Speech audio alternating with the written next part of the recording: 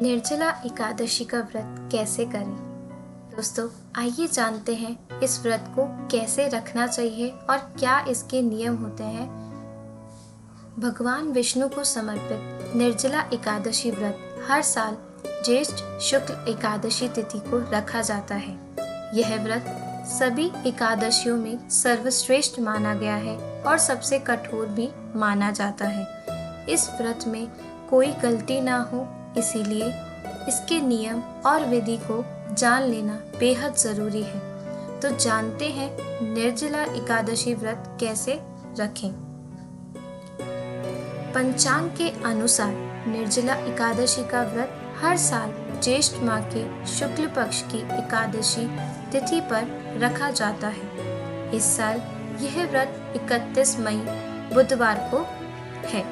हिंदू धर्म में श्री हरि विष्णु को समर्पित निर्जला एकादशी व्रत का विशेष महत्व है। यह सभी व्रतों में सर्वश्रेष्ठ है और कठोर भी माना गया है। दोस्तों, इस व्रत में सूर्योदय से द्वादशी के सूर्योदय तक बिना पानी के निर्जला उपवास रखने का विधान है। शास्त्रों में व्रत खंडित ना हो और पुण्य फल की प्राप्ति हो, इसके लिए कई नियम बताए गए हैं। शास्त्रों के अनुसार निर्जला एकादशी के एक दिन पहले यानी दशमी से ही व्रत के नियम शुरू हो जाते हैं। तो चलिए निर्जला एकादशी व्रत की विधि और नियमों को विस्तार से जानते हैं। निर्जला एकादशी के व्रत उपवास करने वालों को दशमी के दिन भी खाने में मांस, प्याज, लहसुन, मसूर की दाल, चावल आदि नहीं लेना चाहिए। एकादशी के दिन किसी का अनादर, किसी पे क्रोध नहीं करना चाहिए। निर्जला एकादशी के व्रत रखने वाले को रात्रि में भोग विलास से दूर और पूर्ण ब्रह्मचर्य का पालन करना चाहिए। एकादशी व्रत के दिन किसी भी वृक्ष से पत्ता तोड़ना वर्जित होता है। इस दिन ओम नमो भगवते वासुदेवाय इस द्वादश मंत्र का जाप करना चाहिए। दोस्तों, एकादशी के दिन घर में झाड़ू नहीं लगानी चाहिए। ऐसा करने से चींटी आदि सूक्ष्म जीवों की मृत्यु हो सकती है। इस दिन बाल नहीं कटवाने चाहिए। निर्जला एकादशी पर गीता पाठ जरूर करना चाहिए या फिर पुरोहित जी से गीता पाठ का श्रवण करवाना चाहिए। इस दिन समर्थ अनुसार वस्तुओं का दान करना उचित रहता है। वैष्णवों को निर्जला एकादशी हमेशा द्वादशी मिली हुई एकादशी का व्रत करना चाहिए। इसके अलावा त्रयोदशी आने से पूर्व व्रत का पारण कर लेना चाहिए। एकादशी करने वाले व्यक्ति को गाजर, शलजम, गोभी, पालक इत्यादि का सेवन नहीं करना चाहिए। एकादशी के बाद द्वादशी के दिन ब्राह्मणों को दान दक्षिणा अवश्य देनी चाहिए। जानते हैं निर्जला एकादशी का व्रत कैसे करना चाहिए। निर्जला एकादशी के दिन सुबह जल्दी उठकर स्नान आदि के बाद पीले रंग के वस्त्र धारण करें।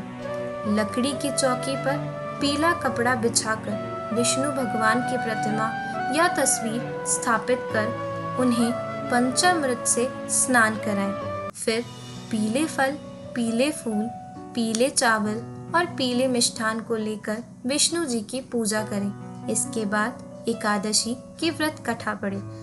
व्रत कथा पढ़ने के बाद ओम नमो भगवते वासुदेवाय मंत्र का जाप करें। अंत में श्री हरि की आरती करें और प्रसाद का वितरण करें। आइए जानते हैं दोस्तों निर्जला एकादशी का महत्व। धार्मिक मान्यताओं के अनुसार निर्जला एकादशी व्रत को सभी एकादशियों में सर्वश्रेष्ठ माना गया है। यह सबसे कठोर और पुण्य फल देने वाला एक खास व्रत है।